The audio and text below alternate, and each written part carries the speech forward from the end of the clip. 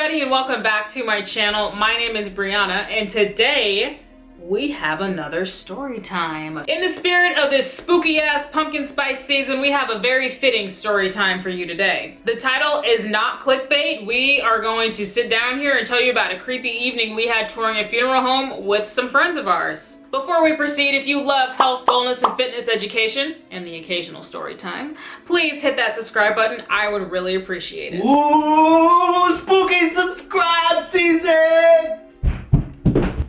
I've got my pumpkin shirt on for the pumpkin spice season for this pumpkin spice story, so without further ado, let's dive right in. Bam!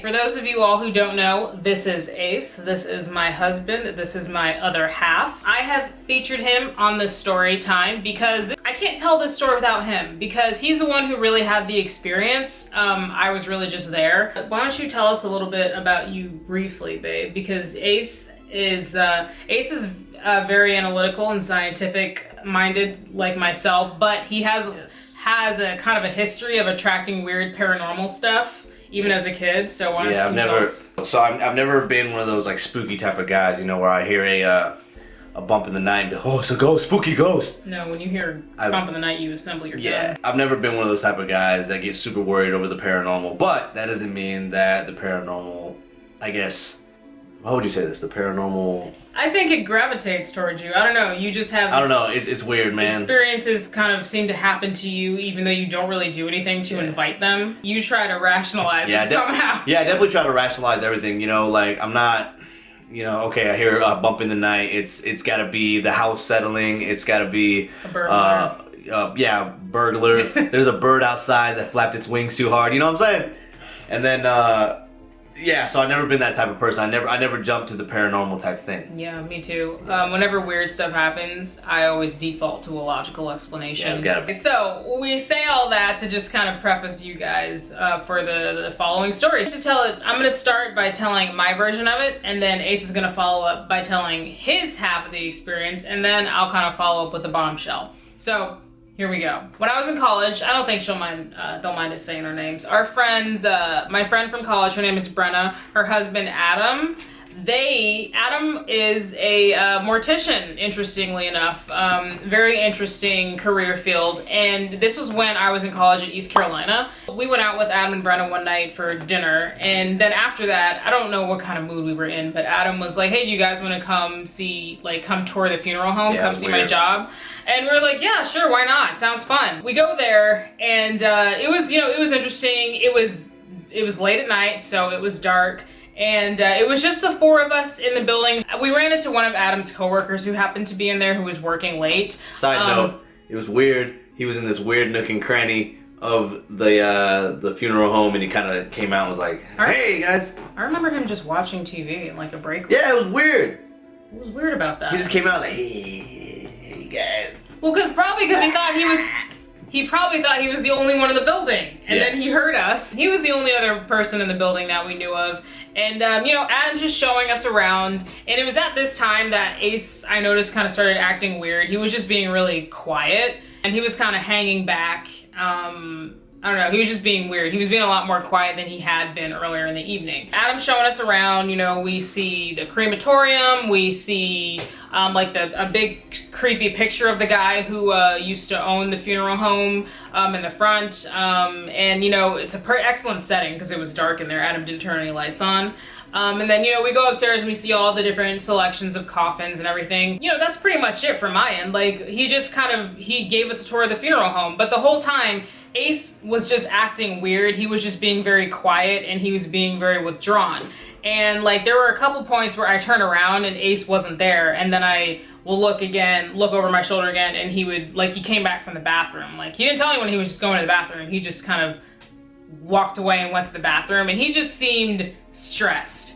And I kept asking you if you were okay, but I just kind of left it alone eventually because, ladies, you keep asking your man what's wrong. Eventually they're gonna get annoyed. So I just kind of left it. And so then we went home and go to sleep, and that was that. And I think it was the next morning I was like, hey, what was up with you at the funeral home last night? You were acting weird. What was going on? And now I will pass you on to Ace so he can tell you his version of the story. We had been drinking a little bit, and I was just like, yeah, okay, cool. Were we? Yes, we had a few drinks. It's not important to the story. Well, It's not important to the story at it all. might be, because now this whole experience might be just people will be like, oh, you're drunk. Okay, never mind. I'm being serious. I don't remember that we were drinking. Yeah, we're not like, we weren't like drunk, but like, it's like we had a drink with dinner. Okay. We were out eating. I think we went to a sushi place. Pho.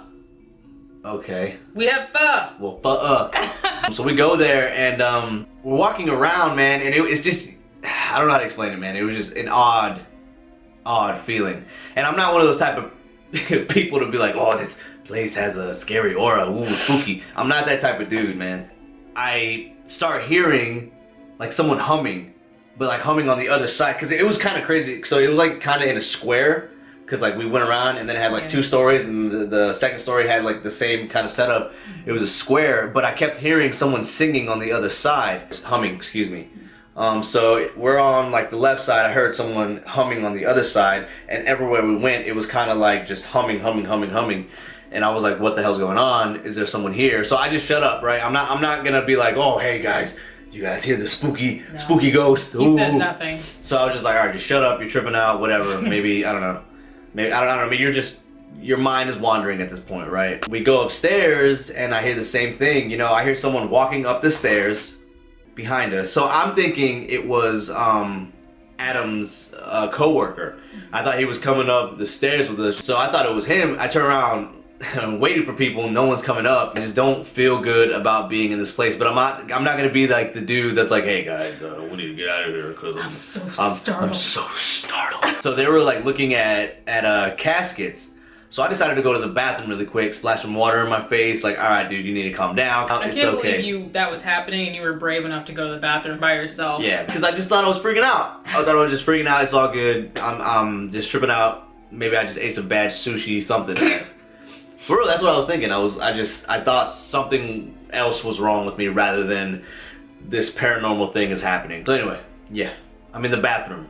I started splashing some water in my face, kind of using like the hand dryer to like put the air into my face, the hot air. I'm just trying to figure out some ways, man, some way to get me back on track, right? Because I'm not gonna be that dude freaking out. As soon as I come out, man, I hear some steps, right? And I know it's just us at this point because I found out that the dude had left. Yeah.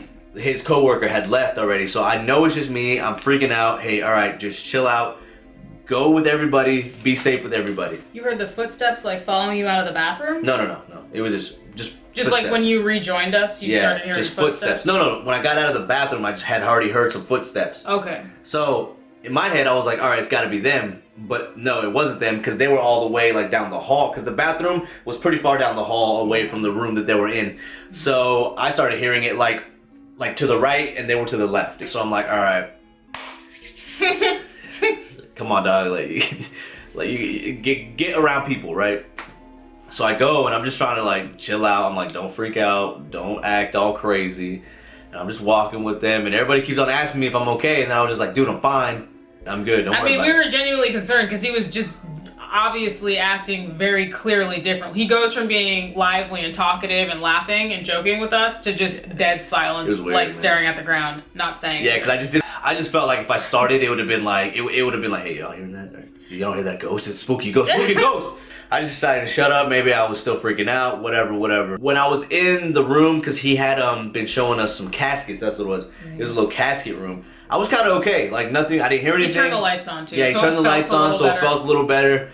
And so that made me think like, all right, you were just being stupid, right? You're just being dumb. You're spooking yourself out. Chill. So we leave, and the same thing, man, I started hearing some humming, but it was like kind of getting louder, like someone was coming behind you. You know when somebody kind of like does this to your neck, and you feel your hairs, and you're just like, chill out. But I started feeling like that, so I'm like, all right, let's start working our way towards the exit. You didn't say that. No, I wasn't like saying that to them, but I was like, I need to get on out of here. We were already heading out, so I was like trying to get out the door. And then we go to where they burn the bodies, crematory, excuse me. And I'm just already freaked out, right? I'm thoroughly freaked out. Still silent. I'm still just shutting up. Not saying anything to anybody. Right, so I tried to like look inside the crematorium, but I saw my own reflection and then like scared myself, and then I scared everybody else, right? When I saw my eyes, I thought it was somebody looking at me, so I was like, ah! and then everybody else freaked out behind me. Yes. He thought he was joking. We thought he was joking when he did that. I mean, I wasn't joking. But yeah, man. And then we're just in the car, and then of course everybody starts. Are you okay? Are you okay, bro? Brennan in the front seat. Adam was driving, and then like I remember Brennan turning around and being like, "You okay?" And I'm like, "I'm fine." He wasn't fine. I was like, "Whatever, dog. Hey, whatever, chill." So we ended up getting back. I think we were staying with them. No. We weren't. No, but then we drove back. We drove in my car to their place. So we went back to their place, got in my car, and then went back to my apartment. That's what it was. So we drive back to their house, and then we get in my car, and then go back to my apartment, and then bed down for the night. And then it was the next morning that I finally asked him like, what's wrong, and then he told me everything he just told you. I had a chance to sleep on it, right? You know when you sleep on things, at first you're like, I don't need to sleep on anything, but then you sleep on it and then it's like, all right, I'm good. So that was kind of Ace's side of the same experience. The following week, I was at Adam and Brenna's house for dinner. Ace was already back up at Fort Bragg where he worked. I think Brenna said, oh hey, so what was up with Ace last weekend? Like, he was acting super weird when we were at the funeral home. And then that's when I was like, oh yeah, because at that point, I don't know why, but I hadn't brought it up to Brenna. I hadn't even told her about it. So I told her everything that he just told you guys. And her husband, Adam's standing there, and Adam goes, oh, that's kind of creepy, because the guy that used to, I can't remember if it was like an owner or a manager. It was the janitor. That's what it was. It was the janitor. Yeah. Okay, I don't quite remember. So Adam goes, oh, we just had, we had a janitor. He passed away recently. It was like the week before. It was the week before we had showed up. Very recently. He passed away recently, and he would walk around the building and hum. So it was scary, man. Yeah, it was pretty creepy. I mean, not really creepy for me or Adam or Brenna, because we were all just like touring the funeral home, To us, nothing was amiss, nothing was weird. Like, yeah, it was creepy in there, but I didn't get like, oh, there's a ghost in here kind of thing. It was nothing like that. I just thought that Ace was just in a mood, so it didn't really occur to me that he was like having a paranormal experience. If I hadn't heard anything, I would think that, but I started hearing stuff, and that just, I think it made it real for me, if that makes sense. It was like, all right, this is really happening. I didn't You're know about to pull your pants, bro. I had not heard about the footsteps. I only have heard, every time we tell this story, I feel like I've only ever heard you say that you heard the humming. I didn't know that you heard footsteps too. Yeah, it was just, I mean, like... And you heard them coming up the stairs behind us? That was when we first started. Because you were in the bathroom by yourself in a funeral home where you were like being thoroughly creeped out. Where a bunch of spooky shit was happening. Yeah, like dead bodies were there. So I was fully expecting, whenever we tell the story, I'm fully expecting you, whenever you're in that bathroom, to say that you had your face down, and then it's like a total jump scare, and you're washing your face, and then you look up, and then there's an old man ghost behind you. What's that movie? The Conjuring. No.